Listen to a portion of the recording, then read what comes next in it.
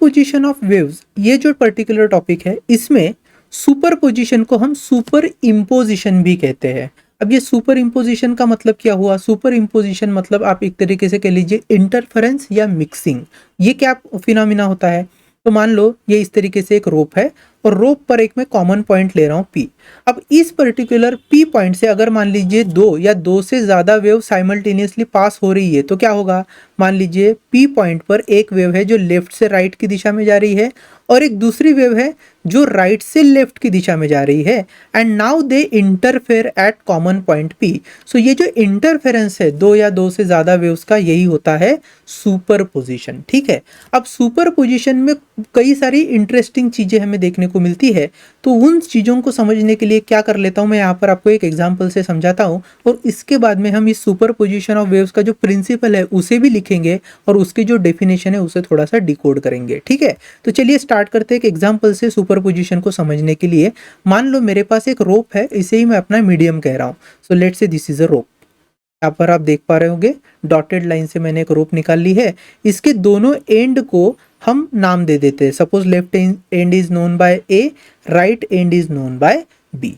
अब यहाँ पर हम पल्स वेव क्रिएट करेंगे। पल्स वेव क्रिएट करेंगे मतलब एक एंड पर क्रेस्ट और दूसरे एंड पर चाहो तो क्रेस्ट या फिर ट्रफ, ऐसा कुछ भी आप बना सकते हो। तो फिलहाल हम ऐसे मान लेंगे कि बोथ एंड पर जो है वो क्रेस्ट प्रोड्यूस हुए हैं और उनके जो मैग्नीट्यूड है उसको अलग अलग लगते हैं, उसके एम्पलीट्यूड को। तो ए पॉइंट पर जो क्रेस्ट प्रोड्यूस हुई है, चलिए थोड़ी देर के लिए मान लेते हैं कि उसका जो एम्पलीट्यूड है it is given bye A1 and which is से 5 सेंटीमीटर। ठीक है, तो ये जो लेंथ है दिस इज 5 सेंटीमीटर, जो एम्पलीट्यूड है वो 5 सेंटीमीटर है। बी पॉइंट जो है वहां से भी अभी फिलहाल हम मान लेते हैं कि एक क्रेस्ट ही जनरेट हुई है, लेकिन उसका जो एम्पलीट्यूड है वो 8 सेंटीमीटर का है। चलिए, so A2 is considered to be 8 centimetre amplitude. ठीक, चलो इस तरीके से। नाउ ए पर जो वेव प्रोड्यूस हुई है, जो पल्स प्रोड्यूस हुई है, it is moving towards B, और बी पे जो पल्स प्रोड्यूस हुई है it is moving towards A. Let P be the common point. यहाँ पर जो पी है, पी जो है हमारा एक कॉमन पॉइंट है। अब क्या होता है, अगर सिर्फ ए पॉइंट पे जो वेव प्रोड्यूस हुई है या फिर जो क्रेस्ट है 5 सेंटीमीटर वाली, अगर वो यहाँ पर पी पॉइंट से होकर गुजरती इंडिविजुअली, तो पी पॉइंट पर कितना एम्पलीट्यूड देखने को मिलता आपको? Obviously 5 centimetre, right. और यहाँ से वो ऐसे ही कॉमनली आगे बढ़ती जाती इस तरीके से अपना 5 सेंटीमीटर वाला एम्पलीट्यूड लेते हुए। अगर बी पॉइंट पे हम 8 सेंटीमीटर एम्पलीट्यूड वाली क्रेस्ट कंसिडर कर रहे हैं, पल्स कंसिडर कर रहे हैं, इंडिविजुअली अगर वो आगे चलती जाती इंडिविजुअली, तो हर पॉइंट पर आपको कितना एम्पलीट्यूड देखने को मिलता? At every point 8 centimetre. तो पी पॉइंट पर भी 8 सेंटीमीटर का एम्पलीट्यूड क्रिएट होता। ठीक है, अब हो क्या रहा है, दोनों ही जो पल्सेस है वो एक ही समय एक दूसरे की ओर ट्रैवल करते हुए आ रही है, ऐसा हम मान लेते हैं। तो मान लीजिए जस्ट फॉर द एग्जांपल मैं यहाँ पर ले रहा हूँ कि हमारा जो पी पॉइंट है उस पी पॉइंट पर लेफ्ट से 5 सेंटीमीटर एम्पलीट्यूड वाला पल्स और राइट साइड से 8 सेंटीमीटर एम्पलीट्यूड वाला pulse at the same time reach हुआ है। तो क्या आपको देखने को मिलेगा कि पी पॉइंट पर दिस इज लेट से 5 सेंटीमीटर वाला एंड दिस इज लेट से 8 सेंटीमीटर वाला pulse at the same time आया है। एक्चुअल में अगर आप वहां पर डिस्प्लेसमेंट देखोगे ना पी पार्टिकल का, तो that would be like this, वो बहुत ज्यादा होगा कंपेयर टू इंडिविजुअल वेव्स के पार्टिकल। ठीक है, तो ऐसे वो यहाँ पर मैं थोड़ा सा ज्यादा निकल कर आपको दिखा रहा हूँ।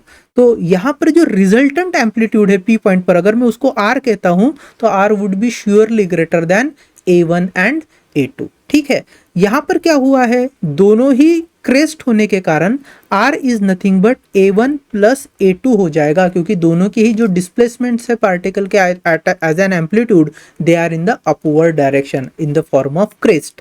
सो here R would be how much? 5 plus 8 that is 13। So 13 centimetre का एम्पलीट्यूड फॉर्म हुआ है एट पी पॉइंट। ठीक है, this was my P point. अब इसके आगे क्या होता है इसके आगे ये होता है कि ये जो पर्टिकुलर 5 सेंटीमीटर एम्पलीट्यूड वाली वेव है या वेव पल्स है, जब वो आगे बढ़ेगी पी पॉइंट को क्रॉस करके, तो वो 5 सेंटीमीटर से ही आगे बढ़ेगी। आ रही है बात समझ में? और जो 8 सेंटीमीटर वाला पल्स है, जब वो पी पॉइंट को क्रॉस कर लेगा, अगेन आपकी जो पल्स है, वेव पल्स है, वो आपको 8 सेंटीमीटर वाली ही टूवर्ड्स द ट्रैवल करती हुई दिखेगी। मतलब जहां पर इंटरसेक्शन आया है, जहां पर दो वेव इंटरफेयर हुई है, बस वहीं पे आपने देखा है कि रिजल्टेंट जो एम्पलीट्यूड है वो बढ़ चुका है। अदरवाइज बाकी जगह पे वेव जिस मैनर में प्रोपेगेट हो रही थी उसी मैनर में प्रोपेगेट हो गई, उन्होंने एक दूसरे को अफेक्ट नहीं किया। यहां से एक और चीज समझती है, जहां पर इंटरफेरेंस हुआ है दो वेव का, बस वहीं पे आप देखोगे कि उस इंटरफेरेंस के कारण रिजल्टेंट एम्पलीट्यूड में चेंज आएगा, अदरवाइज वेव एक दूसरे को अफेक्ट नहीं करेगी। ठीक है, चलो अब दूसरी एक केस इमेजिन कर लेते हैं। कैसी केस इमेजिन कर लेते हैं? एक जगह पे मान लेते हैं क्रेस्ट फॉर्म हुई है ए पॉइंट पे, और बी पॉइंट पे मान लेते हैं ट्रफ है। तो trough as a pulse is moving from point B to point A, and crest as a pulse is moving from point A to point B. What will happen? Let's see here. यहां पर इसको मैं मिटा दे रहा हूं। ठीक, चलिए। So here at this point is crest जिसका एम्पलीट्यूड है 5 सेंटीमीटर, और यहाँ पे है ट्रफ जिसका एम्पलीट्यूड है 8 सेंटीमीटर। तो this is moving towards B and this is moving towards A. Now what will happen at P point? आप एक चीज नोटिस करोगे, कौन सी?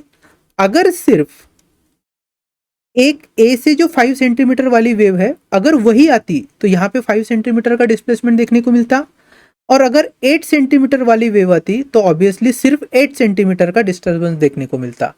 But 8 centimetre is trough and 5 centimetre is crest, what we have seen here. Now what you actually observe, अगर ये दोनों ही pulses एक ही समय पी पॉइंट से क्रॉस होगी, then what you will be seeing, यहां पर जो है वो 3 सेंटीमीटर डाउनवर्ड डायरेक्शन में एक पल्स देखने को मिलेगी। 3 सेंटीमीटर है ना डाउनवर्ड डायरेक्शन। अब ये कैसे हुआ?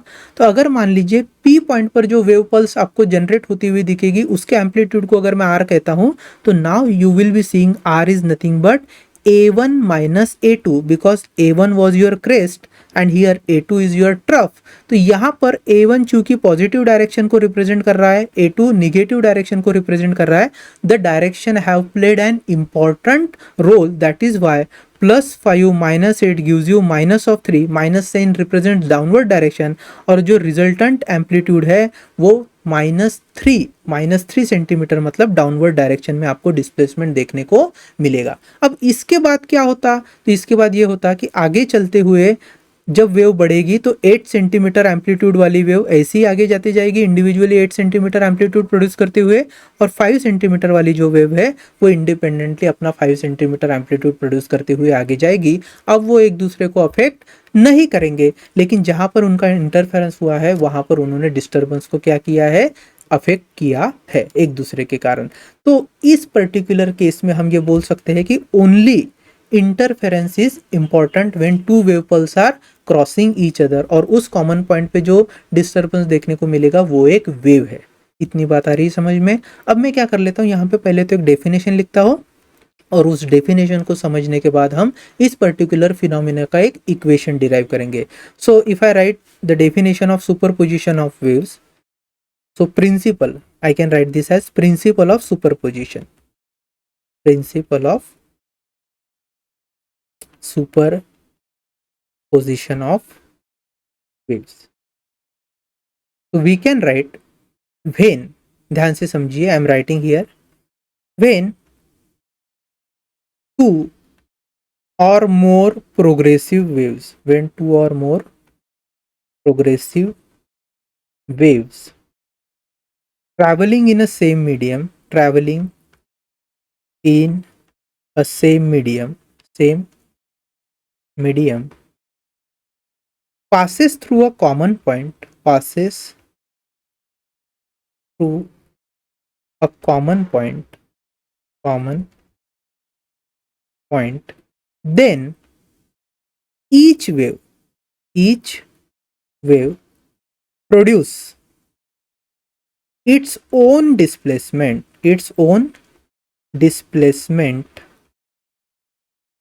independent of the other wave, independent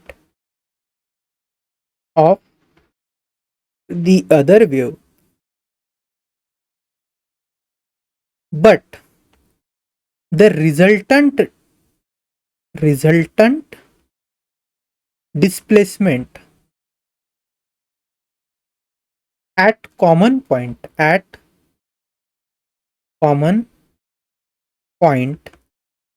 is a vector sum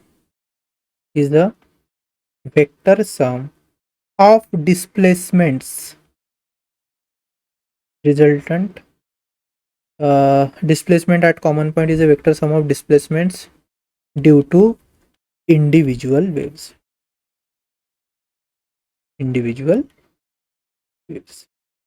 चलेगा। आई होप कि इतना आपको अच्छे से समझ में आ रहा होगा। मैंने कहा था ना, जो इंडिविजुअल पल्सेस होते हैं वो तो अपना अपना डिस्प्लेसमेंट प्रोड्यूस करके आगे बढ़ते रहते हैं, लेकिन जहां पर उनका इंटरफेरेंस हो रहा है, इंटरसेक्शन हो रहा है, जिसे हम क्या कहेंगे, सुपरपोजिशन हो रहा है ऐसे कहेंगे, उस पॉइंट पर आप एक रिजल्टेंट डिस्प्लेसमेंट नोटिस करोगे and that will be equal to the independent जो वेव्स होती है उनके कारण प्रोड्यूस होने वाले डिस्प्लेसमेंट का वेक्टर सम। दोनों ही पॉजिटिव साइड में है तो आप कहोगे कि पॉजिटिव इंटरफेरेंस आ रहा है, मतलब क्या हो रहा है, crest is coinciding with the crest, some time it will happen that crest is coinciding with trough, then हम उसको कहते हैं डिस्ट्रक्टिव इंटरफेरेंस। तो एक होता है कंस्ट्रक्टिव इंटरफेरेंस जहां पर दोनों ही क्रेस्ट इंटरफेयर होते हैं, एक होता है डिस्ट्रक्टिव इंटरफेरेंस जहां पर एक क्रेस्ट और एक ट्रफ इंटरफेयर होते हैं। कंस्ट्रक्टिव इंटरफेरेंस में दो ट्रफ भी हो सकते हैं साथ साथ, या दो क्रेस्ट तो होते ही है, ठीक है। और डिस्ट्रक्टिव में एक क्रेस्ट का और एक का ट्रफ होना जरूरी है, आगे भी इस पर बात करेंगे। Anyway, so this was our principal of superposition of waves. Now let's derive an expression for the equation of displacement at the common point or equation of displacement for a resultant wave produced at the common point when two waves superposed। अब resultant wave का क्या मतलब है, अभी तो हमने थोड़ी देर पहले देखा था कि इंडिविजुअली तो वेव ट्रैवल कर रही होती है। रिजल्टेंट का मतलब जहां पर इंटरफेरेंस होगा उस पॉइंट पर जो आप डिस्टर्बेंस देख रहे हो, उस डिस्टर्बेंस को ही हम रिजल्टेंट वेव कहेंगे।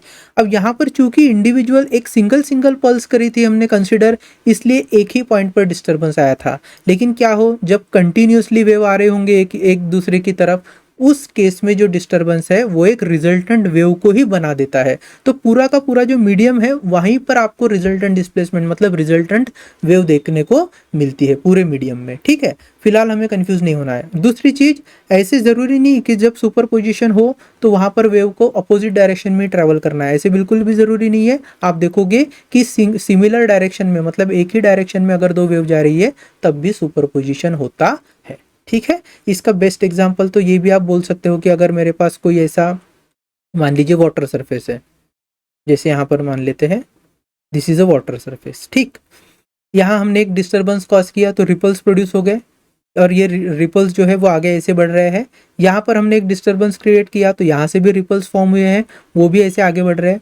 और यहाँ पे कहीं तो मैं कॉमन पॉइंट पी ले लेता हूँ, तो पी पॉइंट पर आप देखोगे कि जो डिस्टर्बेंस है वो थोड़ा सा आपको ज़्यादा ही देखने को मिलेगा and it is because of phenomena of superposition of waves, ठीक है। चलिए आगे बढ़ते हैं and let's see the equation for the displacement or the equation of superposition of waves or the equation of displacement of a resultant wave। अब देखिए mathematically इसको कैसे रिप्रेजेंट करेंगे, तो जैसे composition of S H M हमने किया था x is equal to x1 plus x2 in a vector form, बिल्कुल यहाँ पर भी वैसे ही कर सकते हैं। सो मान लीजिए suppose resultant displacement is happening in the y direction, so y can be written as y1 plus y2 और यहाँ पर वेक्टर का जो सिंबल है बार वो देना जरूरी है, ठीक है। So next task is expression for the resultant displacement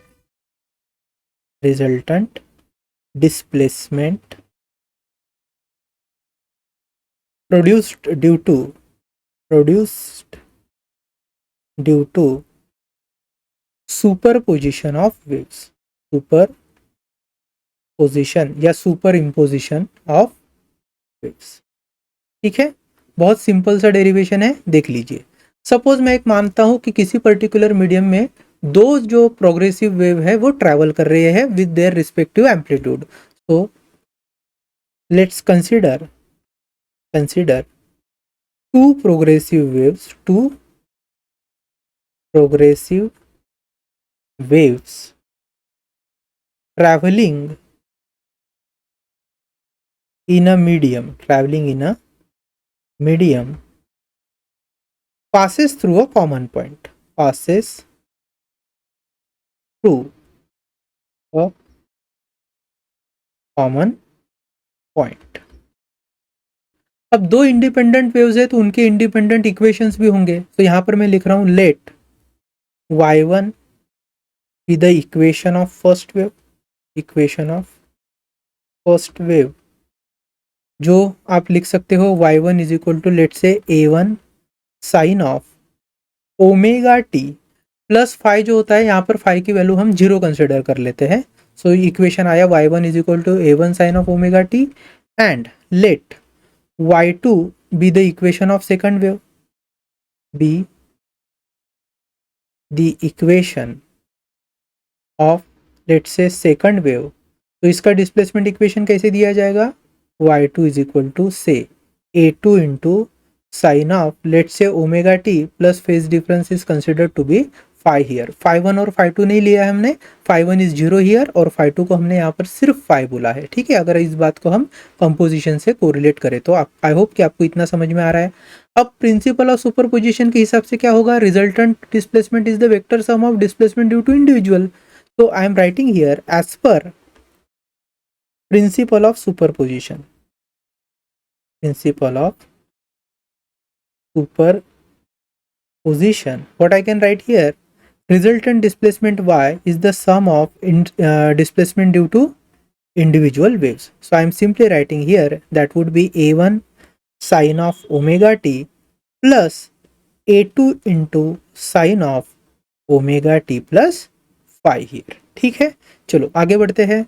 so a1 sine of omega t जैसे का वैसे ही है, and here I can do a2 into sine of a plus B का फॉर्मूला अगर मैं लगाता हूं तो क्या हो जाएगा, sine of a into cos of b plus cos of a into sine of b. So that would be sine of omega T into cos of phi plus cos of omega T into sine of phi. ठीक है इतना, चलिए now a1 sine of omega t plus a2 को हम shift कर लेते हैं bracket के अंदर। So a2 sine of omega T into cos of phi plus a2 into cos of omega T into sine of phi. चलेगा, अब यहाँ पे देखिए साइन ऑफ ओमेगा टी है तो इस दो एक्सप्रेशन को हम डायरेक्टली ऐड कर लेंगे। So what we will have, sine of omega T common आ जाएगा and we will be left with a1 plus a2 into sine of a2 into cos of phi. ठीक है, plus what we are left with is a2 into cos of omega T into sine of phi. अब एक छोटी सी adjustment कर लेते हैं, क्या करेंगे, यहाँ पर अगर आप देख पा रहे होंगे तो a1 और a2 एम्पलीट्यूड है जो तो फिक्स होते हैं, और फाई क्या है, फेज कांस्टेंट है, फेज डिफरेंस है, तो ये भी फिक्स ही होगा। तो यहाँ पर जो चीजें कांस्टेंट है उसके लिए एक नए टर्म्स पुट कर लेंगे। So I am saying put R cos theta, वहां पर याद होगा कंपोजिशन में हमने लिया था आर कॉस डेल्टा, यहाँ पर मैं ले रहा हूँ आर कॉस थीटा, किसके लिए, जहां पर कॉस की टर्म्स है। तो कौन सी टर्म्स वाली कॉस वाली है, यहाँ पर देखिए। So I am writing this as R cos theta is nothing but a1 plus a2 into cos of phi, और we can put r sin theta for, यहाँ पे देखिए a2 into sin of phi के लिए put कर सकता हूँ। So I am writing this as a2 into sin of phi, and if ऐसे इसको पुट कर लेंगे तो y will become equal to sine of omega T into R cos of theta plus cos of omega T into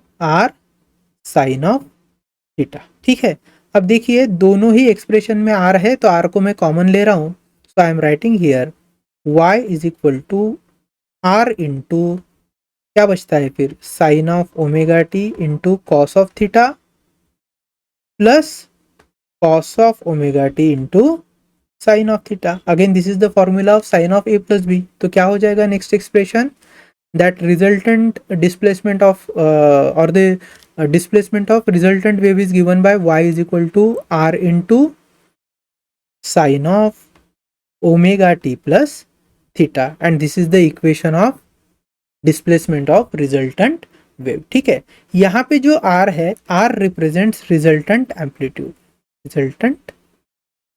या amplitude of resultant wave और maximum displacement in case of a resultant wave। So resultant amplitude or the amplitude of resultant wave। ठीक है, यहाँ जो theta है, theta represents epoch. Superposition होने के बाद में जो हमारा पार्टिकल है, कॉमन पार्टिकल, वहां पर जो आपको इपॉक देखने को मिलेगा, जो फेज डिफरेंस देखने को मिलेगा, that would be here. So epoch और initial phase difference, phase difference, ठीक है। अगर आप कंपोजिशन में याद करो तो क्या हुआ था, जो थीटा है, थीटा के बजाय हमने वर्ड यूज किया था डेल्टा, और डेल्टा को जो सॉल्व किया था वो क्या आया था, tan इनवर्स ऑफ, अगर आपको अच्छे से याद हो तो that expression was a1 sine of phi1 plus a2 sine of phi2 divided by again a1 cos of phi1 plus a2 cos of phi2। ठीक, यहां पर डेल्टा के बजाय हम यूज क्या करेंगे, थीटा, और सेम एक्सप्रेशन रहेगा a1 sine of phi1 plus a2 sine of phi2 divided by a1 cos of phi1 plus a2 cos of phi2। अब यहाँ पे चूंकि हमने स्टार्टिंग में ही जब फर्स्ट इक्वेशन लिया था ना ये y1 का, तो इसमें phi1 की वैल्यू क्या है, 0 है, तो ऑटोमेटिकली इस एक्सप्रेशन में phi1 की वैल्यू अगर 0 हो जाती है तो साइन 0 की वैल्यू 0, तो ये फैक्टर ही हट जाएगा, सिर्फ बचेगा a2 साइन ऑफ phi2। और चूंकि phi1 हमारा 0 है तो यहाँ पर नीचे आएगा a1 into cos of phi1 की जगह सिर्फ 1, सो a1 plus a2 into cos of phi2। आगे हम देखेंगे इसको करके, फिलहाल मैं जस्ट आपको रेफरेंस के लिए बता रहा हूँ, ठीक है। चलो, अब हमारा नेक्स्ट टास्क क्या है, तो अब हमारा नेक्स्ट टास्क है to find the magnitude, to find the magnitude of resultant amplitude, resultant amplitude. अब कैसे फाइंड करेंगे, इसके लिए इस रिजल्टेंट एम्पलीट्यूड को फाइंड करने के लिए यहाँ पर ये जो दो इक्वेशन दिख रहे होंगे आपको, इसका हमें यूज करना है।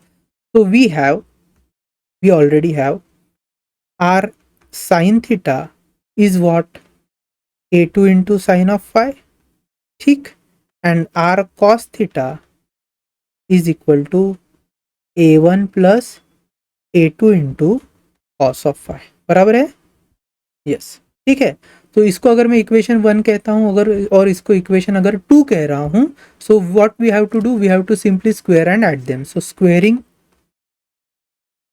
एंड एडिंग इक्वेशन 1 एंड 2, तो जैसे ही स्क्वायर करके ऐड करेंगे क्या मिलेगा हमें, so I am directly writing here R square into sine square theta plus R square into cos square theta is equal to, this would be a2 into sine of phi का whole square plus a1 plus a2 into cos of phi इसका whole square, ठीक है। चलो, अब देखो इस particular expression में R square जो है वो कॉमन है तो बाहर लेंगे, बचेगा क्या अंदर, sine square theta plus cos square theta. तो क्या लिख सकते हैं उसको, देखो, if I am taking r square as common, we have sine square theta plus cos square theta is equal to, चलिए ये जो फर्स्ट पार्ट है इसको थोड़ा एक्सपांड करते हैं, a2 into sine of phi का square would be a2 square, that is simply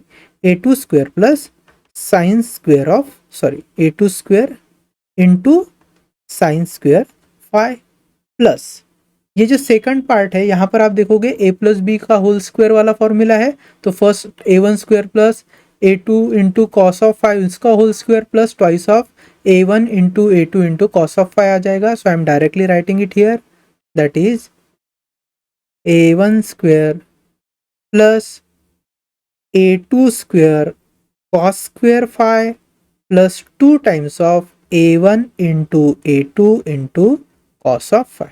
चलिए, so sine square theta plus cos square theta is 1, therefore बचा है r square, and r square is equal to, अगर आप यहाँ पर ध्यान से देखोगे इस पर्टिकुलर इक्वेशन में, ठीक है, तो a1 स्क्वायर को हम अलग लिख सकते हैं और बचा है a2 square sine square phi and a2 square cos square phi। तो यहाँ पर इन दोनों में से a2 स्क्वायर को अगर मैं कॉमन ले लेता हूँ तो बचता है sine square phi plus cos square phi। So I am writing here a1 square plus a2 square को कॉमन लिया है and we have sine square phi plus cos square phi, और बचा क्या है, plus 2 times of a1 a2 into cos of phi।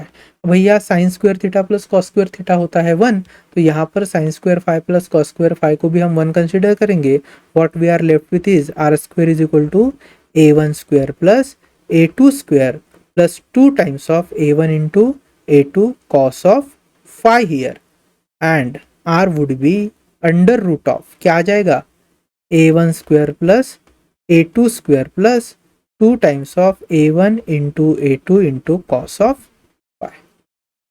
अब अगर आपको composition of S H M याद आ रहा हो तो वहां पर आर की वैल्यू क्या निकल कर आई थी, r was under root of a1 square plus a2 square plus twice of a1 into a2 and you would have seen cos of phi one minus phi two, है ना, ऐसे cos of phi one minus phi two लिया था। तो यहाँ पे actually क्या है, फाई वन की जो वैल्यू है अगर आप देखो इक्वेशन में, यस, तो फाई वन की वैल्यू 0 है और फाई टू की ही वैल्यू को हमने फाई लिखा है। तो बेसिकली अगर मैं फाई वन को 0 लिखता हूँ तो 0 माइनस फाई टू की जगह अगर फाई लिखता हूँ तो ये हो जाएगा cos of minus phi, cos of minus phi, और कॉस माइनस फाइव या फिर cos minus theta is nothing but cos theta. So simply cos of minus phi की जगह हम सिंपली क्या लिख सकते हैं, कॉस ऑफ फाइव लिख सकते हैं। इसलिए ये जो कंपोजिशन ऑफ एसएचएम का इक्वेशन है while finding resultant amplitude, it is same as that of this equation. ठीक है, तो कोई कंफ्यूजन वाली बात नहीं है, दोनों ही इक्वेशन आपको सिमिलर लगेंगे अगर, तो ऐसा कोई डिफिकल्टी वाली बात नहीं है। अब ये तो हो गया भैया रिजल्टेंट एम्पलीट्यूड। अब रिजल्टेंट एम्पलीट्यूड के भी दो स्पेशल केसेस हम देख सकते हैं। कौन से, कि अगर दो वेव सुपर इम्पोज हो रही है, मान लीजिए ऐसे दो वेव सुपर इम्पोज हो गई, तो कौन से केस में किसी पर्टिकुलर कॉमन पॉइंट को मैक्सिमम एम्पलीट्यूड आप देख पाओगे। तो सुपरपोजिशन का भी ना एक क्राइटेरिया है, अगर दोनों वेव इन फेज सुपरपोजिशन उनका देखने को मिल रहा है, इन फेज मतलब दोनों में फेज डिफरेंस ही नहीं है दोनों वेव में, और वो पी पॉइंट पर आकर अगर सुपरपोज हो रही है तो उसे हम कहेंगे इन फेज सुपरपोजिशन। और यहाँ पर जो डिस्प्लेसमेंट होता है कॉमन पॉइंट पे वो मैक्सिमम देखने को मिलता है, जो एम्पलीट्यूड है वो मैक्सिमम होता है। इसलिए इस तरीके के जो सुपरपोजिशन है या इंटरफेरेंस है, इसे कंस्ट्रक्टिव इंटरफेरेंस या कंस्ट्रक्टिव सुपरपोजिशन भी कहा जाता है, और साथ ही हम इसे बोल सकते हैं इन फेज सुपरपोजिशन। तो यहां पर हम बात कर रहे हैं स्पेशल केसेस की, स्पेशल केसेस, जिसमें जो फर्स्ट केस है वो है इन फेज सुपरपोजिशन, इन फेज सुपरपोजिशन। इसे ही हम कहेंगे कंस्ट्रक्टिव सुपरपोजिशन, कंस्ट्रक्टिव सुपरपोजिशन। ठीक है, और कंस्ट्रक्टिव इंटरफेरेंस या फिर कंस्ट्रक्टिव इंटरफेरेंस चलेगा। ये कब देखने को मिलता है, जब आपका जो फाई है या फिर आप कह सकते हो phase difference phi one minus phi two है, it is equal to 0 radian या 0 डिग्री। दिस हैपन्स व्हेन आपका जो पर्टिकुलर फेज डिफरेंस है वो 0 है, और इस केस में जो रिजल्टेंट एम्पलीट्यूड है आर, वो आपको मैक्सिमम मिलता है, इसलिए हम इसको बोलते हैं आर मैक्स। अब आर मैक्स फाइंड करना है मैग्नीट्यूड वाइज, तो कैसे फाइंड कर सकते हैं, so I am writing for constructive superposition, constructive superposition, देखिए R would be equal to under root of a1 square plus a2 square plus twice of a1 into a2, और cos of phi की जगह देखिए ध्यान से समझिए, phi की value हम 0 रख रहे हैं, तो ये हो जाएगा कॉस ऑफ 0। तो कॉस 0 की वैल्यू होती है 1, therefore r is nothing but under root of a1 square plus a2 square plus twice of a1 into a2, and this is the formula of a1 plus a2 का whole square. So under root of ये हो गया भैया a1 plus a2 का whole square, square square root cancel, so r becomes maximum, that is r max is nothing but a1 plus a2। ठीक है, इसे आप याद रखिए। अगर मान लीजिए if a1 is exactly equal to a2, दोनों जो वेव है दोनों के एम्पलीट्यूड सेम है, तो इसको कॉमनली मैं लिख सकता हूँ a। ठीक है, अगर ऐसे लिखता हूँ देन r max क्या हो जाएगा, then my r max would become a plus a, that is 2 times of a। ठीक है, आपका जो टेक्स्ट बुक है ना वहां पर आर के जगह कैपिटल ए वर्ड यूज किया है, which is also acceptable, but generally वो कंफ्यूज कर सकता है, इसलिए मैं आर या आर मैक्स के फॉर्म में इसको रिप्रेजेंट करता हूं। हमने कंपोजिशन ऑफ एसएचएम में भी रिजल्टेंट एम्पलीट्यूड को आर से ही रिप्रेजेंट किया था। So this was first special case. अगर मैं सेकंड स्पेशल केस कहूँ कि जहां पर हमें सबसे कम एम्पलीट्यूड देखने को मिलेगा due to interference, so second case where the resultant displacement is lowest and this part is known as destructive interference या आउट ऑफ फेज सुपरपोजिशन। तो डायरेक्टली लिख रहे हैं आउट ऑफ फेज सुपरपोजिशन या डिस्ट्रक्टिव सुपरपोजिशन। और ये तब होता है अगर फेज डिफरेंस कितना हो, 180 डिग्री हो जाए, या फिर आप इसको कह सकते हैं पाई रेडियन का फेज डिफरेंस आपको देखने को मिले। ठीक है, उस केस में जो एम्पलीट्यूड फॉर्म होता है it is the lowest, that is minimum amplitude, and दस हम इसको वैल्यू को कैसे फाइंड करेंगे। So resultant amplitude is equal to, we know भैया it is a1 square plus a2 square plus twice of a1 into a2 and we will have cos of pi. ठीक, अब cos of पाई की value होती है -1, so I can write r is equal to under root of a1 square plus a2 square plus twice of a1 into a2 into -1, और -1 को अगर मैं multiply कर दूं तो यहाँ पर डायरेक्टली माइनस लिख सकता हूँ। So this is basically formula of a1 minus a2 का whole square, so that can also be written as a1 minus a2 का whole square, square root cancel, so r minimum comes out to be a1 minus a2। तो इस case में आपको particularly देखोगे कि lowest of the lowest displacement देखने को मिल रहा है उस पर्टिकुलर पॉइंट पे। और दूसरी एक चीज, अगर मान लीजिए a1 और a2 दोनों इक्वल है, जिसे मैं कॉमनली a लिख रहा हूं, देन r मिनिमम क्या हो जाएगा भैया, a1 minus a2 is 0, so r minimum would be 0। आप थर्ड केस चाहे तो इमेजिन कर ले सकते हैं, कौन सी कर सकते हैं, चलो थर्ड केस एक देख लेते हैं जहां पर phase difference is let's say π/2। तो I'm talking about third case where phase difference phi1 minus phi2 या only phi here is let's say π/2। तो क्या हो जाएगा भैया, r is equal to under root of a1 square plus a2 square plus twice of a1 into a2 into cos of π/2। अब जानते हैं भैया कॉस ऑफ π/2 होता है 0, so what we are left with r is equal to under root of a1 square plus a2 square, इतना ही बचेगा। और अगर मान लीजिए a1 is exactly equal to a2 हुआ, if a1 is exactly equal to a2 and that is written as a, then r would be under root of a square plus a square twice of a का square, and that means r is nothing but a root 2। कब, अगर phase difference है मेरा π/2। ठीक है, तो ये कुछ स्पेशल केसेस थे regarding your resultant amplitude. Now secondly हमने कहा था भैया इपॉक फाइंड करना है, तो इपॉक कैसे फाइंड करते हैं। सो बी पार्ट मान लीजिए टू फाइंड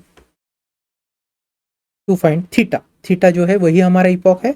तो हम जानते हैं R sine theta and R cos theta की वैल्यूज है हमारे पास। आर साइन थीटा कितना है, that is a2 into sine of phi. R cos theta कितना है, a1 plus a2 into cos of phi.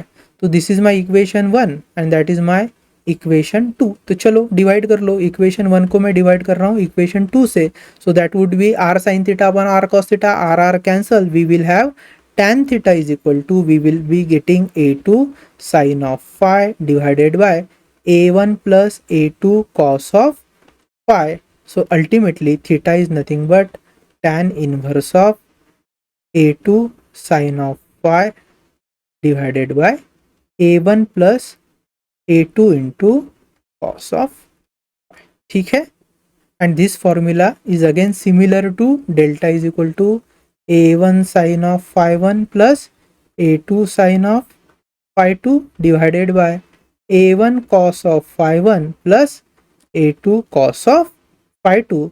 बस यहाँ पर phi1 की वैल्यू क्या थी, हमने जब कंसिडर की है it is 0, phi1 is 0 and therefore the same expression delta would be a2 sin of phi2 divided by a1 cos of phi1, cos 0 की वैल्यू 1, सो बचा है a1 plus a2 into cos of, सिर्फ बचेगा phi2 और इस phi2 को ही हमने phi बोला है। ठीक है, आ रही है बात समझ में।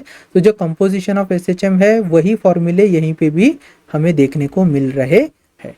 चलो अब हम क्या करते हैं, यहाँ पर हमने देखा कि दो वेव्स जो सुपर इम्पोजिशन हुआ, तो जो रिजल्टेंट वेव उस पर्टिकुलर पॉइंट पर आपने को देखने को मिली है उसका डिस्प्लेसमेंट इक्वेशन क्या था। उसका डिस्प्लेसमेंट इक्वेशन मैक्सिमम डिस्प्लेसमेंट जो है वो मैक्सिमम कब होता है, मिनिमम कब होता है। अब एक कॉन्सेप्ट आता है इंटेंसिटी का। क्या होता है जब दो वेव्स पर्टिकुलरली कहीं से ट्रैवल हो रही है तो बेसिकली वो डिस्टरबेंस कैरी कर रही है, मतलब एनर्जी कैरी कर रही है। तो energy passing through a given area is nothing but intensity. तो बेसिकली इंटेंसिटी का और वेव एनर्जी का जब हम रिलेशन निकालते हैं तो यहाँ पर एम्पलीट्यूड और इंटेंसिटी का एक एक्सप्रेशन हमें बनता है। तो ये देखिए, ध्यान से समझिए। व्हेन आई से इंटेंसिटी ड्यू टू सुपरपोजिशन, तो सबसे पहले समझना पड़ेगा intensity is nothing but amount of energy passing through a given area.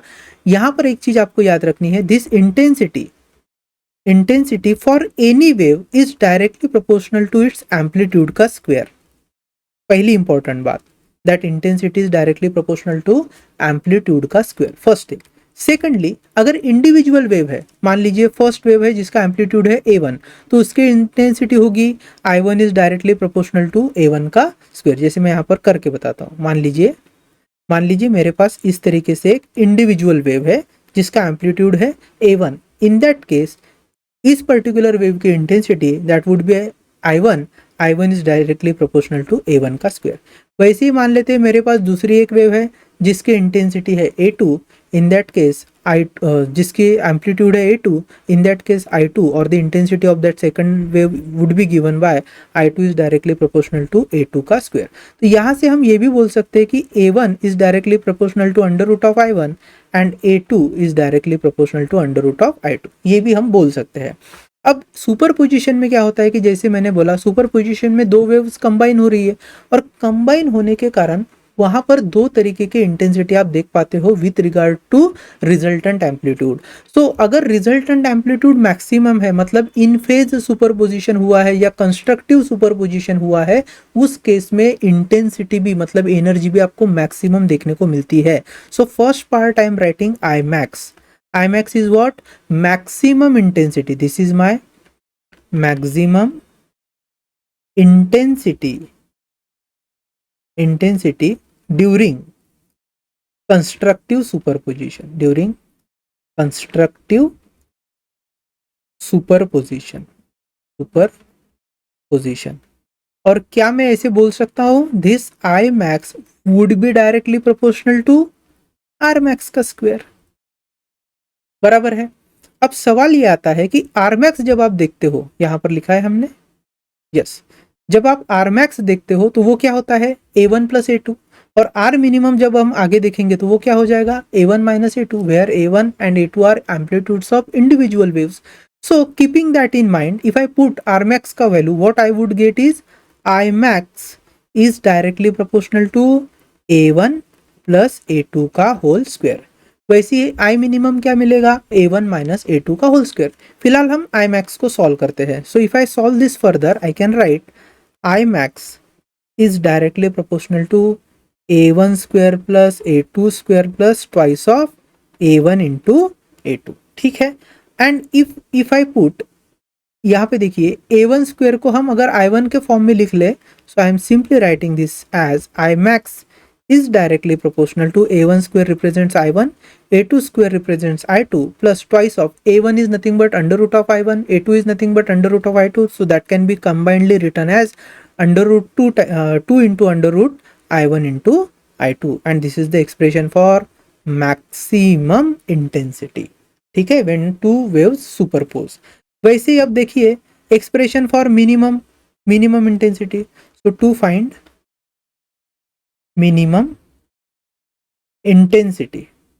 अब मिनिमम इंटेंसिटी कब देखने को मिलेगी, जब रिजल्टेंट एम्पलीट्यूड मिनिमम होगा, that is R minimum is amplitude. Resultant amplitude कितना है, आर मिनिमम। तो I can write my I minimum is directly proportional to R minimum का square, therefore I minimum is directly proportional to भैया A1 minus A2 का square. अगर आप इसको और सॉल्व करोगे तो that would be A1 square plus A2 square minus of twice of A1 into A2, and this I can simply write this as I minimum is directly proportional to A1 square is I1 plus A2 square is I2 minus of क्या रहेगा यहाँ पे 2 times of under root of I1 into I2। तो this is the expression for minimum intensity during superposition of two waves here। Are you getting me or not? ठीक है, इतना हमें समझ में आने को होना। यहाँ से क्या होते हैं, इंपॉर्टेंट सीईटी के जो क्वेश्चंस है वो निकल कर आते हैं। जैसे हम आगे सॉल्व करेंगे तो और भी ये चीज़ क्लियर हो जाएगी। चलिए स्टार्ट करते हैं। सबसे पहले ना हम कुछ गिवन क्वेश्चंस जो है सॉल्व एग्जाम्पल उन्हें देख लेते हैं and then we will move further. First example 6.1 क्या दिया है, the displacements of two sinusoidal waves propagating through a string are given by following equations. तो दो जो पर्टिकुलर इंडिविजुअल वेव्स है they are passing through a string. ठीक है, string is a medium here. उनकी इंडिपेंडेंट जो इंडिविजुअल डिस्प्लेसमेंट इक्वेशन है वो भी देकर रखी है। Where x and y are in centimetre, so x is in centimetre और वाई जो है वो भी सेंटीमीटर में है और टाइम जो है वो सेकंड में दिया गया है। जो स्मॉल टी है it is in terms of second. First हमें पूछा है calculate the phase difference between these two waves at point x is equal to 5 centimeter and t is equal to 2 second, and secondly when these two wave interfere, जब उनका superposition होगा, interference होगा, what are the maximum and minimum values of intensities। तो चलिए first part solve करते हैं। सबसे पहले फेज डिफरेंस पूछा है। फेज डिफरेंस हम कैसे निकालते हैं कि इंडिविजुअल जो डिस्प्लेसमेंट इक्वेशन होते हैं उनके जो फेज एंगल है उनके फेज एंगल का difference is nothing but our phase difference. और यहाँ पर एक चीज नोटिस करनी है, जब भी हम फेज डिफरेंस कैलकुलेट करते हैं दोनों इक्वेशन में या तो वो साइन होनी चाहिए या फिर कॉस की इक्वेशन। फॉर्चुनेटली दोनों ही जगह साइन की इक्वेशन है तो it will be easy for us to solve. So let's see when x is equal to how much 5 centimetre as they have said and t is equal to 2 second, ऐसे उन्होंने लेने को बोला है। तो चलिए y1 का equation would be 4 into sine of 20 into x, so that would be 20 into x की value is 5, so 20 into 5 minus 30 into time कितना है भैया 2 सेकंड, तो ये हो जाएगा 4 into sine of 20 into 5 is 100, right. So 100 minus 30 into 2 is 60, so that is sine 4t, so 4 times of sine of 4t। ठीक है, ये हो गया y1। इसी तरीके से अब डायरेक्टली y2 अगर आप देखो तो y2 क्या हो जाएगा, y2 is equal to 4 into sine of this is 25 into x, तो that is 25 into 5, 25 into 5 minus this is 40 into time is how much 2 second, so 40 into 2, तो ये हो जाएगा देखो भैया y2 is equal to 4 into sine of 25 into 5 is 125 minus 40 into 2 is 80, so that is how much 45, yes 4 into sin of 45। अब हमें phase difference find करना है डेल्टा फाई, या फिर आप इसको सिंपली फाई भी बोल सकते हो, that is phi which is nothing but 45 minus 40 which is my 5 radian. So 5 radian का क्या निकल कर आया है, फेज डिफरेंस निकल कर आया है in between two individual waves that will be going to interfere. Second part में क्या बोला है, when this two wave interfere what are the maximum and minimum values of intensity. अब भैया हमें आई मैक्स अगर फाइंड करना है सेकंड पार्ट में, इफ इसको बी पार्ट कहते हैं, first was A part, this is B part. अब बी पार्ट में देखिए आई मैक्स कैसे मिलेगा आपको, तो हम जानते हैं I max is directly proportional to भैया आर मैक्स का square. R max is what a1 plus a2। अगर आप देखो यहाँ पे तो a1 भी 4 है और a2 भी 4 सेंटीमीटर ही है, that is that would be twice of A. So R max को मैं लिख रहा हूँ ट्वाइस ऑफ ए का square which is nothing but 2 times of 4 that is 8 का स्क्वायर। सो यहाँ पर आ जाएगा 8 स्क्वायर दैट इज 64। तो आई मैक्स कितना आया है 64 मुझे मिला है। ठीक ना, इसका एसआई यूनिट जो भी होगा वो यहाँ पर आप लिख सकते हो इन टर्म्स ऑफ एसआई यूनिट।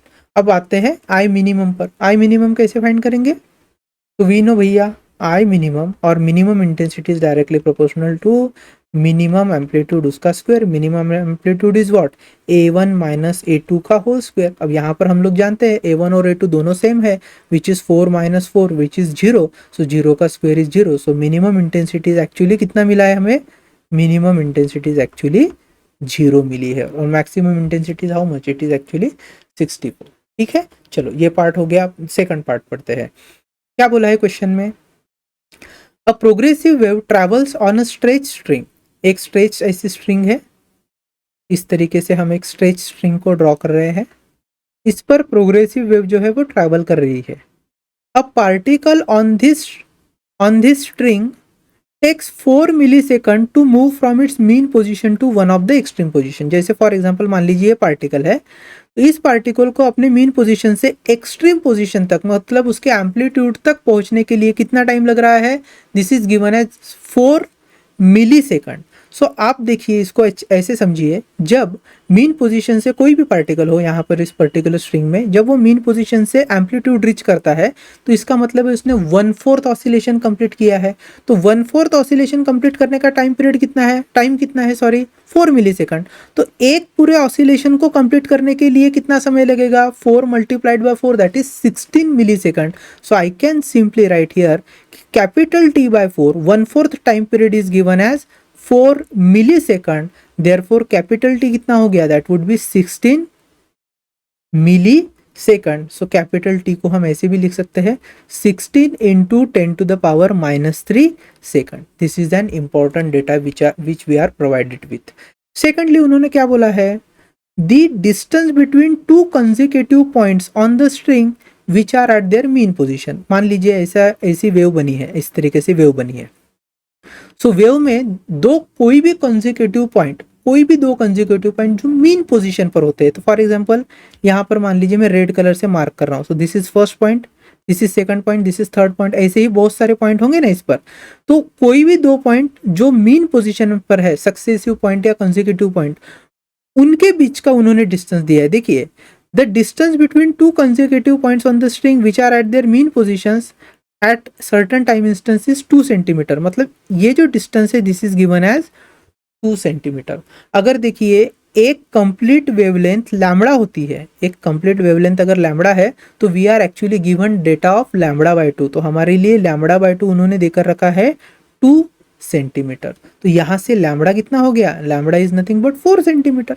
ठीक है, and the 4 centimetre can be written as 4 into 10⁻² metre. तो भैया लैम्बडा की भी वैल्यू देकर रख गई और टाइम पीरियड की, ऐसे दोनों वैल्यूज हमारे पास है।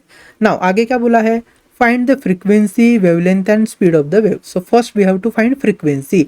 अब जानते हैं भैया frequency is what, 1 upon time period, और सीधी सी बात है n is nothing but 1 by time period is how much, 16 into 10⁻³ so that is 10⁻³ divided by 16। तो चलो करके देखते हैं, दैट इज 1000 डिवाइडेड बाय 16। तो ये कितना हो जाएगा, 16 6 जा 96। so this is how much, this is 4, this is 0, 16 2 जा 32, this is 8, again point we have 0, 16 into 5 is 80। so 62.5 hertz मिलेगा आंसर। तो n की वैल्यू क्या हो गई, इसको मैं मिटा रहा हूँ, 62.5 हर्ट्ज। तो 62.5 hertz, this is the value of frequency. चलो फ्रीक्वेंसी हो गया, आगे का पूछा है वेवलेंथ पूछिए। अब वेवलेंथ तो डायरेक्टली मिल गई मेरे को, तो I am writing here lambda by 2 is equal to how much, 2 centimetre, therefore lambda is equal to 4 centimetre और 4 इंटू 10⁻² मीटर। ठीक है, थर्ड पार्ट क्या पूछा है, thirdly we have been asked to find the speed of the wave. और speed क्या होती है, v is nothing but n lambda. So I can write v is equal to n lambda, n we already have 62.5 into lambda is how much, 4 into 10⁻²। So that would be 4 into 5 is 20, we have 0, then 2, 4 into 2 is 8, 8 plus 2 is 10, 0, then we have 1, and then 6 4 ja 24 plus 1 25, right? So 250 into 10⁻² metre पर second, that is कितना हो जाएगा, yes 2.5 metre पर second. तो हमारा answer आया है 2.5 metre पर second when it comes to speed of the wave. चलेगा, now let's see few more important CET के क्वेश्चंस। तो फर्स्ट क्वेश्चन क्या दिया है, two waves of intensity I1 and I2 having same frequency passes through a same medium at a time in same direction and interfere। तो इस तरीके से दो वेव्स है, वो एक मीडियम में एक ही डायरेक्शन में ट्रैवल कर रहे हैं और किसी एक सर्टेन टाइम इंस्टेंस पे आप देख रहे हो कि वो इंटरफेयर हो रहे हैं। ना the sum of minimum and maximum intensity. अब भैया sum of minimum and maximum intensity क्या होगा, हम जानते हैं maximum intensity is what, it is I1 plus I2 plus 2 times of under root of I1 into I2, and minimum intensities क्या होती है, it is equal to I1 plus I2 minus 2 times of under root of I1 into I2। तो चलो इसके we have to find sum of minimum and maximum, तो sum करते हैं। So I am simply putting I max plus I minimum, तो ये हो जाएगा I1 plus I2 plus 2 times of under root of I1 into I2 plus I1 plus I2 minus 2 times of under root of I1 into I2, तो plus 2 times of I1 into I2 in under root and minus 2 times of I1 into I2 in under root, वो cancel हो गया, तो बचता है 2 times of I1 plus I2। ठीक है, so option B is the correct option here. बहुत easy question था। चलिए आगे बढ़ते हैं। देन क्या क्वेश्चन दिया है, two waves are superimposed whose ratio of intensities is 9:1। मान लीजिए दो वेव्स है और दोनों की इंटेंसिटी को मैं I1 एंड I2 के फॉर्म में रिप्रेजेंट कर रहा हूँ। सो I1 अपॉन I2 का उन्होंने रेशियो देकर रखा है विच इज 9:1। आगे क्या बोला है, the ratio of maximum and minimum intensity. अब सीधी सी बात है भैया, आई मैक्स क्या होता है, I max is directly proportional to R max which is A1 plus A2 का होल स्क्वायर। और आई मिनिमम क्या होता है भैया, I minimum is directly proportional to A1 minus A2 का होल स्क्वायर। इनका आपको क्या लेना है, ratio, the ratio of maximum and minimum intensity, इसे हमें फाइंड करना है। अब फाइंड करने के लिए A1 और A2 का होना जरूरी है which are amplitudes of the given waves. So I can see here as we know I is directly proportional to A का स्क्वायर होता है, और यहाँ पे आप देखो so I1 is actually 9, so 9 is the square of 3, that means A1 की value कितनी होनी चाहिए, 3 होनी चाहिए। So I am simply writing this here, A1 would be 3 और A2 कितना होगा, A2 इज 1, क्योंकि 1 का स्क्वायर भी 1 ही होता है, तो हमें A1 और A2 मिल गया। चलो फटाफट रख लेते हैं। So when we takes the ratio of I max upon I minimum, I can write A1 plus A2 that is 3 plus 1 का square upon 3 minus 1 का square। 3 plus 1 is 4, 4 का square is 16 and 3 minus 1 is 2, 2 का square is 4, so 4 1s are 4, 4 4s are 16, answer is 4:1। so 4:1, that is option D। option D is the correct option। I hope कि इतना आपको समझ में आ रहा है। Let's move and see the next question। क्या दिया है भैया, two waves are represented by y1 is equal to a into sine of omega t plus pi by 6 and y2 is equal to a into cos of omega t। Their resultant amplitude is given by। अब हमें resultant amplitude पूछा है और दो equations देकर रखे हैं individual waves के। जब भी ऐसे इक्वेशंस आते हैं उनमें आपको चेक करना है कि क्या दोनों ही साइन या दोनों ही कॉस में दिए हैं। If both are in sine और cos that's fine, if they are not we have to make them. So यहाँ पर अगर मान लीजिए मैं y1 लिख रहा हूँ, so I can see it is a into sine of what it is given, omega t plus pi by 6। और if you see y2 it is given as a into cos of omega t. अब यहाँ पर cos को हमें sign में convert करना है। Always एक चीज आप याद रखिए, जब भी इस तरीके से दो अलग अलग फंक्शंस दिए जाएंगे, साइन और कॉस डिफरेंट है, तो यहाँ पे हमेशा कॉस को चेंज कीजिए। ठीक है, तो कॉस को कैसे चेंज करेंगे, हम जानते हैं sine of theta plus pi by 2 होता है कॉस थीटा। तो यहाँ पर थीटा ऑलरेडी अवेलेबल है, यहाँ पर अगर मैं पाई बाय 2 ऐड करता हूँ तो ये साइन के फॉर्म में लिखा जा सकता है। So I can simply write this as y2 is equal to a into sine of omega t plus pi by 2। ठीक है, चलो this is my equation 1, that is my equation 2। What are we suppose to find, their resultant amplitude. अब हो गया भैया, resultant amplitude कैसे find करेंगे, so we know r is equal to under root of a1 square plus a2 square plus twice of a1 a2 into cos of phi which is nothing but phase difference, so cos of phi। चलो phase difference find करते हैं। तो यहाँ पे देखिए phase difference कैसे पता चलेगा, phi1 की वैल्यू है पाई बाय 6, phi2 की वैल्यू है पाई by 2। So if I right phi is nothing but phi1 minus phi2, so this is pi by 6 minus pi by 2, तो ये आ जाएगा माइनस ऑफ पाई बाय 3, बराबर है कि नहीं। अब cos of minus pi by 3 लिखिए या cos ऑफ पाई बाय 3 एक ही है, क्योंकि cos of minus theta is cos theta only. So I am simply putting pi by 3 here. So what I will be having is r is equal to under root of a1 square plus a2 square plus twice of a1 into a2 into cos of pi by 3। अब भैया पाई by 3 मतलब 60 degree, cos 60 की value होती है 1/2। What we are having is r is equal to under root of, अब देखिए a1 भी a है a2 भी a है, दोनों की ही सेम है। So I am writing a square plus 2 times of a into a is a का square into this is cos 60 that is 1/2। 2 भैया कैंसिल, तो क्या बचा है, r is nothing but under root of 3 times of a का square, a square बाहर आ जाएगा। So we will have a into √3। So जो मैक्सिमम एम्पलीट्यूड, जो रिजल्टेंट एम्पलीट्यूड है वो कितना है, A√3, which is my option B here. चलेगा। Now let's move. क्या दिया है भैया next question, two waves having same amplitude and frequency overlap near a point. तो दो वेव्स है, सेम एम्पलीट्यूड है, मतलब A1 A2 के बजाय हम सिंपली ए इमेजिन कर सकते हैं, and they have a same frequency, they overlap at a point. The ratio of intensity when two waves arrive in phase to that when they arrive 90 degree out of phase. तो पहले पूछा है ratio of intensity. पहली intensity को अगर मैं I1 लिख रहा हूं, अलग अलग वेव की नहीं, यहां पर आपको समझना I1 is intensity when their phase difference is 0, they do not have phase difference, they both have superposed in phase में phi की वैल्यू होती है 0।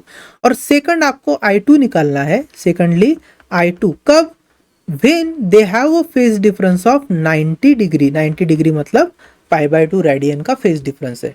तो चलिए फट से सॉल्व करते हैं। So I am solving for I1 and we know I1 को अगर आपको सॉल्व करना है तो उस समय का जो भी एम्पलीट्यूड होगा उसके साथ ये प्रोपोर्शनल रहेगा, उसके स्क्वायर के साथ। तो I can write I1 is directly proportional to R का स्क्वायर। कब, जब थीटा कितना है 0 डिग्री, सॉरी फाई लिख रहा हूं मैं, so phi is 0 degree, and I2 is directly proportional to R का स्क्वायर, लेकिन कब, व्हेन फाई इज 90 डिग्री और π/2। तो चलिए फर्स्ट फाइंड करते हैं। सो यहां पर सिंपली मैं लिख रहा हूं R को फाइंड करना है फर्स्ट इंस्टेंस के लिए। तो चलो इसको R1 R2 लिख लेते हैं, दिक्कत ही नहीं होगी। सो R1 कैसे आएगा, चूंकि दोनों का एम्पलीट्यूड सेम है, so a square plus 2 times of a into a, again a square into cos of 0, cos 0 की वैल्यू 1 होती है, so this would be 4 times of a square. So R1 is equal to under root of 4 times of a का square. So R1 आ गया भैया twice of a, ठीक है, इसलिए मैं I1 लिख रहा हूं ट्वाइस ऑफ a का square, that is 4 times of a का square. This is my I1 first instance. अब चलिए R2 देख लेते हैं। तो R2 would be under root of a square plus twice of a square into cos of 0 के बजाय लिखना पड़ेगा π/2, क्योंकि फेज डिफरेंस π/2 है, कॉस π/2 की वैल्यू जानते हैं हम लोग 0 है। So ultimately what we are having is 2 times of a square बचता है यहाँ पे। सो ये हो जाएगा a√2। सो R2 कितना आ गया, a√2। Therefore can I write I2 in terms of R, I2 is equal to 2 times of a का स्क्वायर। जब आप इसका स्क्वायर करोगे ना R2 का, तो ये हमें मिलेगा 2 टाइम्स ऑफ a का स्क्वायर। चलो अब डायरेक्टली सॉल्व कर लेते हैं। We have to find ratio, right. So the ratio of intensity when two waves arrive in phase to 90 degree वाला फेज। सो I1 अपॉन I2 का रेशियो अगर मैं ले रहा हूँ, सो 4 टाइम्स ऑफ a का square divided by 2 times of a का स्क्वायर। a स्क्वायर कैंसल, 2 1 जा 2, 2 2 जा 4, so basically 2:1, which is my option C again, right. So option C हमें यहाँ पर मिल रहा है। अब देखिए बहुत इजी क्वेश्चंस होते हैं, लेकिन क्या है, आपको यहाँ पर एक एक स्टेप बताने के लिए हमने इतना लेंदी उसको किया है, अदरवाइज इतना समय नहीं लगता। अगर आपके कॉन्सेप्ट क्लियर है तो डायरेक्टली आप यहाँ पर R1 R2 फाइंड करके I1 अपॉन I2 में डायरेक्ट रेशियो पुट भी कर सकते हो। Let's move ahead. क्या दिया है भैया, the equation of two waves are given as y1 is equal to a sin of omega t plus phi1 and y2 is equal to a sin of omega t plus phi2। ऐसे दो individual equation दिए हैं waves के। If amplitude and time period of resultant wave का amplitude और time period के बारे में बोला है। If the amplitude and time period of resultant wave is same as that of individual waves, then phi1 minus phi2 क्या होगा, मतलब फेज डिफरेंस क्या होगा, ऐसे पूछा है।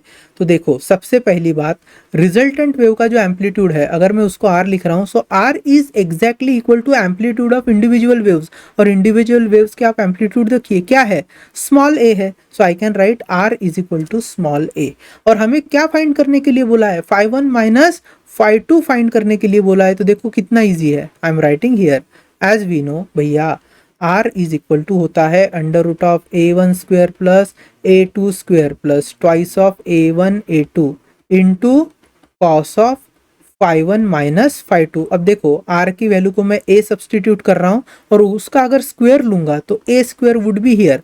यहाँ पर देखिए a1 और a2 क्या है, a1 is nothing but small a, a2 is also nothing but small a। So I am simply writing this as a square plus 2 times of a1 into a2 is nothing but again a square into what we have cos of phi 1 minus phi 2. ये phi 1 minus phi 2 को आगे हम find करेंगे. चलो solve करते हैं. So I can write a square is equal to, यहाँ पे देखिए a square plus a square 2a square और यहाँ पर भी 2a स्क्वायर है. 2a square plus 2a square में से 2a स्क्वायर कॉमन आ गया. So we will have twice of a square 1 plus cos of phi 1 minus phi 2. ठीक है, आ रही है बात समझ में. देन अब देखिए a स्क्वायर तो वैसे ही चला गया. व्हाट वी हैव 1/2, 2 लेफ्ट में आ गया डिनोमिनेटर में. So 1/2 is equal to 1 plus cos of phi 1 minus phi 2. यहाँ पे आ जाएगा 1/2 minus of 1 is equal to cos of phi 1 minus phi 2. So I can directly write minus of 1/2 is equal to cos of phi 1 minus phi 2. तो भैया phi 1 minus phi 2 क्या हुआ, cos inverse of minus of 1/2. ठीक है, तो ये हमारा final answer होगा cos inverse of, yes, option A. Option A is the correct option. चलो नेक्स्ट क्वेश्चन देख लेते हैं. Two sound waves having same amplitude A and angular frequency omega but having a phase difference of π/2. तो directly phase difference, चाहे तो आप इसको phi 1 minus phi 2 लिखिए या डायरेक्टली phi लिखिए. How much it is said to be π/2. They are superimposed and then maximum amplitude of resultant wave. अब ये तो बहुत ही चिल्लर क्वेश्चन है. Maximum amplitude is given by r is equal to under root of a1 square plus a2. अब इन्होंने क्या बोला है, सेम एम्पलीट्यूड है तो a1 a2 स्क्वायर लिखने का जरूरत ही नहीं है, डायरेक्टली लिख लो a square plus 2 times of a square into cos of भैया π/2. ये इसको तो हमने स्पेशल केस में भी देखा था. अगर आप इसको cos ऑफ π/2 लिख रहे हो, cos π/2 की वैल्यू 0 ही बची है तो r would be under root of 2 times of a square आएगा. That means r is nothing but under root 2 और बाहर आ गया a. So which option, option C. Option C is the correct option that we have already seen as a special case when we have derived expression for resultant amplitude as well. Now next question देख लीजिए, बहुत easy question है. Two simple harmonic progressive waves have displacement, उनके अलग अलग displacement देकर रखे हैं. y1 एक है और दूसरा है y2. y1 का जो एक्सप्रेशन है वो है a1 into sine of 2 pi x upon lambda minus omega t and y2 is given as a2 into cos of 2 pi x upon lambda minus of omega t plus phi. What is the phase difference. देखो phase difference पूछा है, बहुत easy है. Phase difference निकालने के लिए एक चीज याद रखने का, दोनों expression has to be either in terms of sine और in terms of cos. So one of the expression is in terms of cos, so I will be making it in terms of sin first and then we will be finding phase difference. So first I am writing, first क्या दिखा है, y1 is equal to a1 sin of 2 pi x upon lambda that is kx minus of omega t. और देखिए अब second पर हमें काम करना पड़ेगा and y2 is a2 into cos of, it's very easy actually here, 2 pi x upon lambda. So kx की value same है, ओमेगा टी भी जैसे का वैसा, बस यहाँ पर एक्स्ट्रा फाई आया है. इस कॉस को मैं पहले साइन में कन्वर्ट कर लेता हूँ. तो वी नो भैया sine of theta plus π/2 is cos theta, तो इसको लिख लेते हैं a2 इंटू साइन ऑफ, बस इसमें π/2 ऐड कर लो. So 2 pi into x divided by lambda minus of omega t plus phi plus π/2. Now if you compare this both equation, तो यहाँ पे देखिए 2 pi x upon lambda minus omega t और ये सेम यहाँ पर भी है, बट यहाँ पर जो एक्स्ट्रा थीटा है या एक्स्ट्रा जो फेज डिफरेंस है इट कॉन्स्टिट्यूटेड ऑफ 5 प्लस π/2. तो आप डायरेक्टली 5 प्लस π/2 भी मार्क कर सकते हो, या फिर अगर सॉल्व करके देखना है फेज डिफरेंस तो इसको कैसे सॉल्व करोगे. So I am writing phi2 minus phi1. अब phi1 माइनस phi2 करो या phi2 माइनस phi1, ये कैसे समझ में आता है, या फिर इसको ऐसे समझो, अगर मैं इसे θ1 बोल रहा हूँ, suppose this is my θ1 and this part represents θ2. अगर ऐसा है तो आप θ1 माइनस θ2 भी कर सकते हो या θ2 माइनस θ1 कर सकते हो. दोनों में से कुछ भी आप अगर करोगे तो वैल्यू सेम मिलेगी, बस इसमें डिफरेंस क्या होता है. मान लीजिए एक तरफ है 2 पाई और एक तरफ है 0. आपने 2 पाई माइनस 0 किया तो आंसर आएगा 2 पाई. अगर आप 0 माइनस 2 पाई करते हो तो आंसर आएगा माइनस ऑफ 2 पाई. भले ही प्लस आए या माइनस आए, जो मैग्नीट्यूड है डिफरेंस का वो तो सेम आ रहा है. तो ऐसा आपको सोचना है, ठीक है. या तो आपका आंसर आ सकता है 5 प्लस π/2 जो मैंने पहली केस में आपको करके बताया है डायरेक्टली कैसे पहचानना है, या फिर आपका आंसर आएगा माइनस कॉमन आ जाएगा, that would B 5 plus pi by to आएगा। तो जैसे मैं बोला था ना प्लस टू पाई आए चाहे माइनस टू पाई आए, फेज डिफरेंस का जो एंगल है, फेज डिफरेंस वाला एंगल, वो तो आपको सेम मिलने वाला है। तो चलिए करके देखते हैं। ठीक, तो आप क्या करना, आप एक काम करो, आपको करना है second equation minus first equation. तो आपको डायरेक्टली ये वाला पार्ट मिलेगा। सेकंड इक्वेशन मतलब this theta two minus of theta one करना है आपको। मैं आपको क्या करके देता हूं, theta one minus theta two. चलो करके देखते हैं। So if I am writing phi और फेज डिफरेंस, ठीक है, डेल्टा फाई लिखता हूं, theta one minus of theta two. So how much is theta one, 2 pi x upon lambda minus of omega t minus, चलिए theta two करते हैं। So that would be 2 pi x upon lambda minus का हो जाएगा plus of omega t, again minus pi and that would be minus of pi by two. तो 2 pi x upon lambda, 2 pi x upon lambda, omega t वैसे ही चला गया। We have minus of pi minus of pi by two. If I take pi common, minus common, we will be having 5 plus pi by two here. So my option A is correct option. If you simply do theta two minus theta one तो आपको 5 plus pi by to मिलेगा। चलिए next question देख लेते हैं क्या है। The path difference between two sound waves y1 is equal to a1 sin of omega t minus 2 pi x upon lambda and y2 is equal to a2 cos of omega t minus 2 pi x upon lambda plus phi, ऐसे दो equation देकर रखे हैं और आपको phase difference नहीं पूछा है भैया, आपको क्या पूछा है, पाथ डिफरेंस। हम जानते हैं पाथ डिफरेंस x से रिप्रेजेंट करते हैं, कैसे फाइंड करेंगे। तो एक चीज याद रखना, आपका जो भी फेज डिफरेंस होता है in between the two waves, अगर मैं उसको फाई लिखता हूं, so this phi is nothing but k x होता है। इफ मैंने दोनों इक्वेशन से फेज डिफरेंस फाइंड कर लिया तो के की वैल्यू को आपको डालना है 2 पाई अपॉन लैम्बडा और यहाँ पे बचेगा एक्स, तो एक्स को आप आइसोलेट करके पाथ डिफरेंस की वैल्यू फाइंड कर सकते हो। तो चलिए सबसे पहले फेज डिफरेंस फाइंड करते हैं। तो कैसे फाइंड करेंगे फेज डिफरेंस, फर्स्ट इक्वेशन क्या देकर रखा है, y1 is equal to a1 sin of what we have omega t minus 2 pi x upon lambda। Yes, sine का ही इक्वेशन है तो वैसे ही रखेंगे। चलिए सेकंड इक्वेशन की तरफ बढ़ते हैं। y2 is a2 into cos of दिया है omega t minus 2 pi x upon lambda plus 5। तो एक काम करो भैया, फट से इसको किस में कन्वर्ट कर लेते हो, साइन में। सो ये हो जाएगा a2 into sine of omega t plus 2 pi x upon lambda plus 5 plus pi by two. ठीक, चलो अब करो डेल्टा फाई या फाई को फाइंड करेंगे तो theta two minus theta one कर लेता हूँ मैं यहाँ पे directly. So theta two minus theta one, theta two is how much, this is omega t plus 2 pi x upon lambda plus 5 plus pi by to, minus आ जाएगा theta one is omega t plus ये plus नहीं है, ये minus है, that was my bad. ठीक है, this was minus, तो अगर ये माइनस है तो यहाँ पे भी आएगा माइनस। ठीक है, so omega t plus 2 pi x upon lambda आ जाएगा। तो माइनस और 2 pi x upon lambda minus plus 2 pi x upon lambda omega t वैसे ही कैंसिल हो गया। तो क्या बचता है हमारे पास, pi plus pi by two, this is my delta phi. चलो इसको लिखते हैं डेल्टा फाई। तो फेज डिफरेंस मिल गया। अब हम जानते हैं यही जो फेज डिफरेंस है this is nothing but k x. So 5 plus pi by two is equal to k की वैल्यू होती है 2 pi upon lambda, this is x. तो भैया एक्स क्या हो गया, x is lambda by 2 pi and this is 5 plus pi by two. ठीक है, so which option is there, yes option B, option B is the correct option. I hope कि ये चीज आपको समझ में आ रही है। चलिए बढ़ते हैं नेक्स्ट क्वेश्चन की ओर।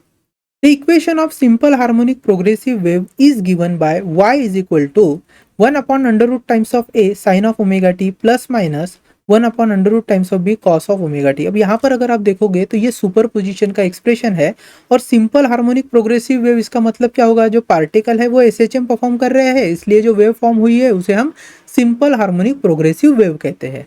सो यहाँ पर चूंकि सुपर पोजिशन है तो this first part represents y1 and second part represents y2 और प्लस माइनस डिपेंड्स की वेक्टर समेशन होगा, प्लस होगा तो प्लस एक डायरेक्शन में जा रही है तो डिस्प्लेसमेंट, अगर डिस्प्लेसमेंट आउट ऑफ फेज चल रहे तो एक जन प्लस एक जन माइनस होगा। एनीवे देन रिजल्टेंट एम्पलीट्यूड, अब रिजल्टेंट एम्पलीट्यूड पूछा है तो कैसे फाइंड करेंगे। तो सबसे पहले मैं y1 लिख रहा हूँ 1 upon under root times of a, it is given by sine of omega T.